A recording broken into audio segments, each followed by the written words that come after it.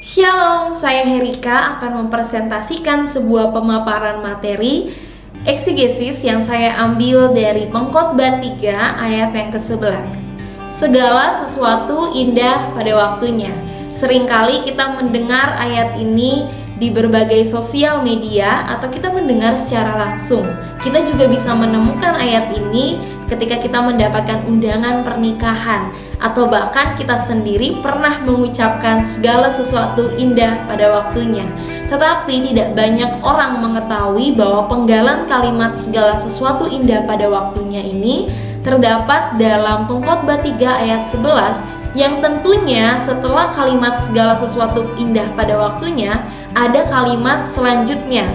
Nah, hari ini kita mau belajar Bapak Ibu Saudara supaya kita tidak salah mengerti apa sih makna sebenarnya dari Pengkhotbah 3 ayat 11. Jangan hanya kita mengambil kalimat segala sesuatu indah pada waktunya, tetapi kita tidak mengerti apa maknanya. Nah, simak pembahasan. Oke, kita akan lanjut di dalam eksegesis Pengkhotbah 3 ayat yang ke-11. Kita akan baca ayat ini bersama. 1, 2, 3. Ia membuat segala sesuatu indah pada waktunya, bahkan ia memberikan kekekalan dalam hati mereka, tetapi manusia tidak dapat menyelami pekerjaan yang dilakukan Allah dari awal sampai akhir. Kita mau melihat dulu analisa historisnya. Kitab Pengkhotbah ditulis oleh Raja Salomo pada tahun 935 sebelum Masehi. Kitab Pengkhotbah ditulis dengan tema kesia-siaan hidup yang terlepas dari Allah. Latar belakang kitab ini ditulis adalah ketika bangsa Yahudi terpengaruh oleh gaya hidup Helenisme atau bangsa Yunani. Jadi bangsa Yahudi ini dijajah dan kaum-kaum mudanya terutama telah terpengaruh oleh gaya hidup Helenisme, di mana adanya kemerosotan rohani, penyembahan berhala, dan hidupnya hanya memusatkan kepada kepentingan, kepuasan dirinya sendiri. Maka dari itu, karena berdasarkan pengalaman Salomo, dia menuliskan renungan-renungan sinisnya tentang kesia-siaan dan kehampaan usaha. Walaupun dia memiliki kekayaan, kuasa, kehormatan, ketenaran, dan kesenangan sensual, semuanya adalah kesia-siaan belaka. Karena ketika kita menemukan kebahagiaan hidup terlepas dari Allah dan firman-Nya, itu adalah kesia-siaan. Tujuan kitab ini ditulis adalah agar pembaca tidak melandaskan kehidupan dengan harta benda duniawi dan ambisi, menyampaikan penyesalan dan kesaksiannya kepada semua orang sebelum ia wafat, karena kitab Pengkhotbah ini ditulis ketika Salomo ada di masa tuanya, khususnya pada kaum muda, supaya mereka tidak melakukan kesalahan yang sama seperti dirinya. Cara menemukan makna hidup adalah dengan mengabdikan diri kepada Tuhan dan berpegang kepada perintah-Nya. Analisa konteks dekatnya dalam Pengkhotbah 3 ayat yang kedua sampai 8. Di sana dijelaskan Salomo memaparkan bahwa ada waktu dengan segala keadaannya yang akan dialami oleh manusia. Seperti ada waktu untuk membunuh, di mana pembunuhan yang terjadi dalam peperangan. Terus ada waktu membuang batu, metaforanya adalah tindakan pernikahan. Lalu ada waktu merobek, mengoyakkan pakaian yang artinya adalah kesedihan, berkabung, kehilangan. Ada waktu untuk bersuka. Lalu dalam Pengkhotbah 3 ayat 12 sampai 13 di sana dijelaskan Salomo sedang menunjukkan bahwa dalam keadaan senang dan menikmati jerih payah itu merupakan pemberian Allah. Jadi ketika seseorang bekerja, berjuang, berjerih payah, itu tetap pemberian Allah, bukan hasil usaha sendiri.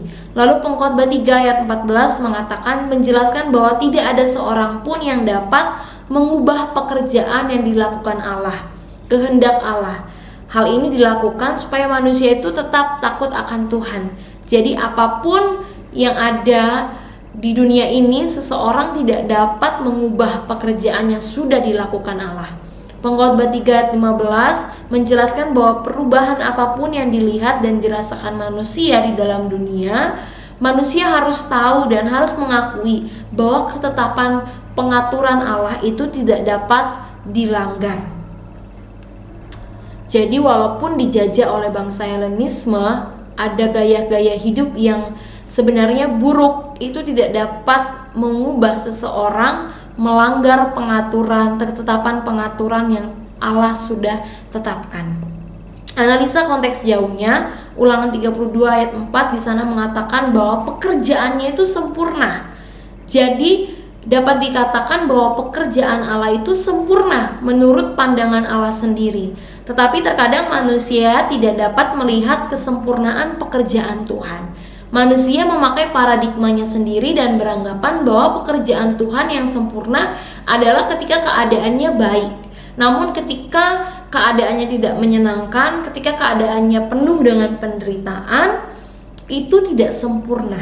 Tapi sebenarnya maupun kita mengalami penderitaan maupun tidak, dalam keadaan senang sekalipun, itu tetap pekerjaan Tuhan yang sempurna. Tidak ada kata-kata yang berkata bahwa pekerjaan Tuhan tidak sempurna ketika kita mengalami penderitaan. PL, kita masuk ke dalam analisa tata bahasa. PL memakai kata indah. Segala sesuatu indah pada waktunya. Yang dimaksud indah di sini adalah keindahan fisik. Kata ini adalah kiasan untuk konsep seperti dalam Kejadian 1 ayat 31. Maka Allah melihat segala yang dijadikannya itu sungguh amat baik. Jadi menurut pandangan Allah, pekerjaannya itu sempurna, pekerjaannya itu baik.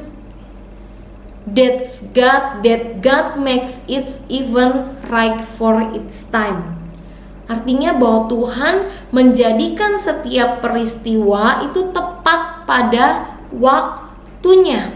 Tuhan sudah tetapkan di dalam hidup manusia. Ada waktu bersedih, ada waktu senang, ada waktu berduka, ada waktu bersukacita, ada waktu kehilangan, ada waktu mendapatkan. Itu semua sudah Tuhan tetapkan. Dan kalau kita menghadapi penderitaan saat ini, itulah waktu yang tepat kita untuk hidup kita menghadapi penderitaan. Frasa ia memberikan kekekalan dalam hati mereka dalam King James Version mengatakan he had set the world in their heart.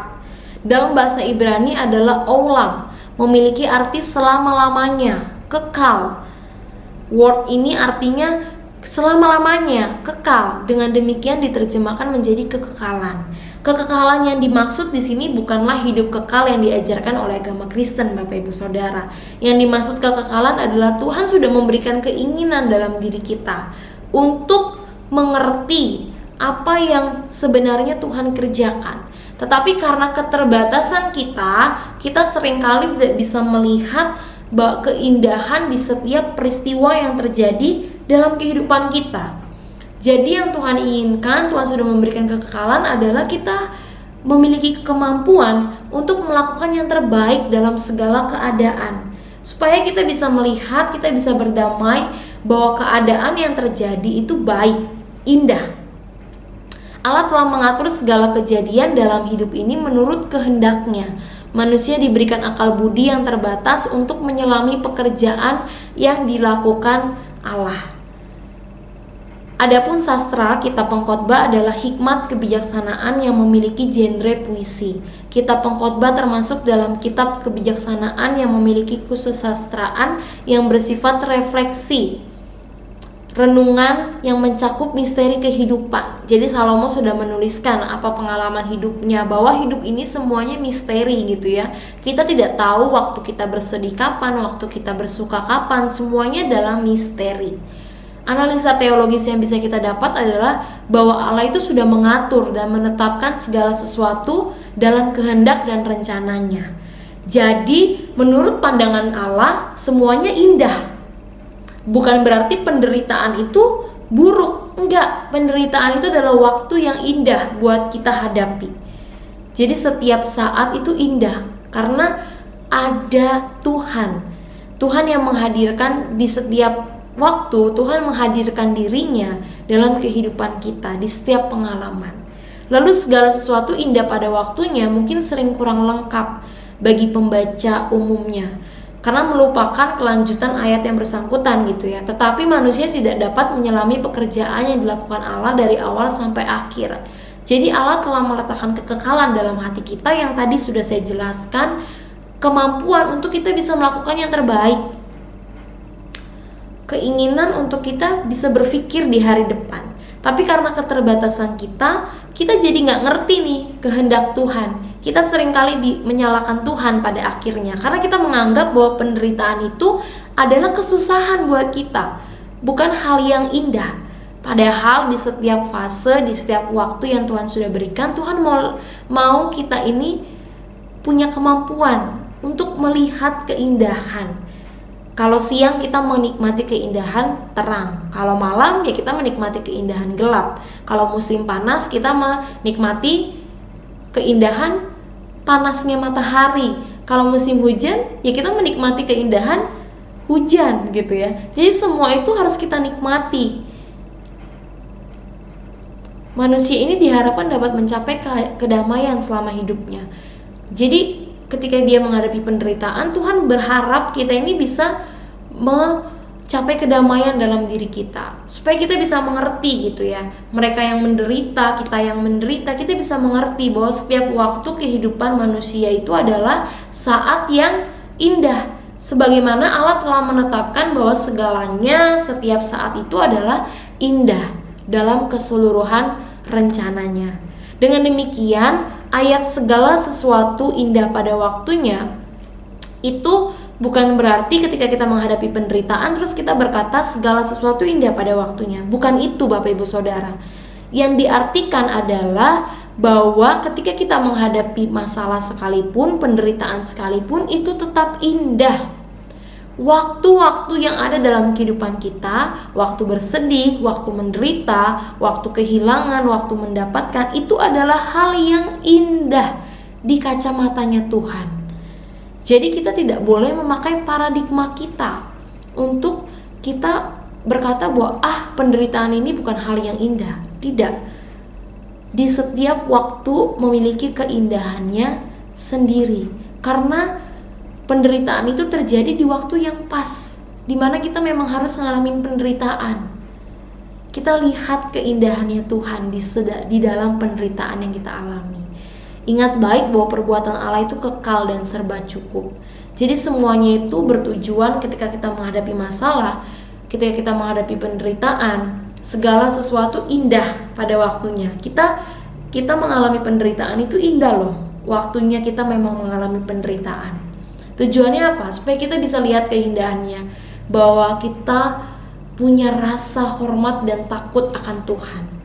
Kita tidak lagi memikirkan kepentingan duniawi gitu ya. Kita berpikir bahwa ketika kita menderita, segala sesuatu indah dong pada waktunya. Karena kita mengharapkan kesenangan setelah penderitaan. Tapi Tuhan mengatakan bahwa ada kekekalan yang sudah Tuhan beri dalam hati kita, yang seringkali keinginan dalam hati kita ini membuat kita jadi gak ngerti kehendaknya Tuhan. Nah, yang harus kita lakukan yang terbaik dalam setiap keadaan, berdamai dengan setiap keadaan yang ada dalam diri kita. Jadi segala sesuatu indah pada waktunya itu bukan berarti setelah penderitaan ada kesenangan, bukan ya Bapak Ibu. Tapi di dalam penderitaan pun itu adalah waktu yang indah buat kita bisa membangkitkan diri kita untuk kita takut akan Tuhan lebih lagi gitu. Seperti itu Bapak Ibu Saudara yang bisa saya sampaikan. Terima kasih, Tuhan Yesus memberkati.